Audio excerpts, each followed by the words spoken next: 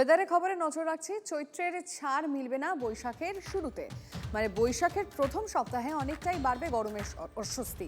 মানে কতটা বাড়বে, কতদিন থাকবে, সব ডিটেল কমলেশ চৌধুরী জানাবেন। কমলেশ, দেখো, এখনো পর্যন্ত রাজ্য জুড়ে একটা মনোরম আবহাওয়া রয়েছে। আজকে কলকাতার সর্বনিম্ন তাপমাত্রা 22 ডিগ্রি সেলসিয়াস, যেটা স্বাভাবিকের থেকে 3 ডিগ্রি কম। এবার আস্তে আস্তে তাপমাত্রা, বৃষ্টির সম্ভাবনাও কমবে, তাপমাত্রাও ক্রমশ বাড়বে। চৈত্রের শেষ কয়েকদিন গরম বাড়বে। বিশেষ করে পশ্চিমাঞ্চলের জেলাগুলোতে উষ্ণ এবং আর্দ্র আবহাওয়ার সতর্কতা জারি হয়েছে। বৈশাখের যে প্রথম সপ্তাহ, অর্থাৎ এপ্রিলের 16 থেকে 23, এই সপ্তাহটা আবহাওয়াবিদরা বলছেন যে গরম অনেকটাই বেড়ে যাবে। সর্বোচ্চ তাপমাত্রা অর্থাৎ দুপুরের তাপমাত্রা স্বাভাবিকের থেকে 3 থেকে 4 ডিগ্রি ওপরে থাকবে। পশ্চিমাঞ্চলে হয়তো তাপমাত্রা 40-এর দোরগোড়ায় পৌঁছে যেতে পারে। অর্থাৎ এই সময়টা গরম এবং গরমের অস্বস্তি অনেকটাই বেড়ে যাবে। বৃষ্টি হবে কিনা, ভালো বৃষ্টি হবে কিনা হয়তো তারপরে বোঝা যাবে। লিমা, ধন্যবাদ। brought to you by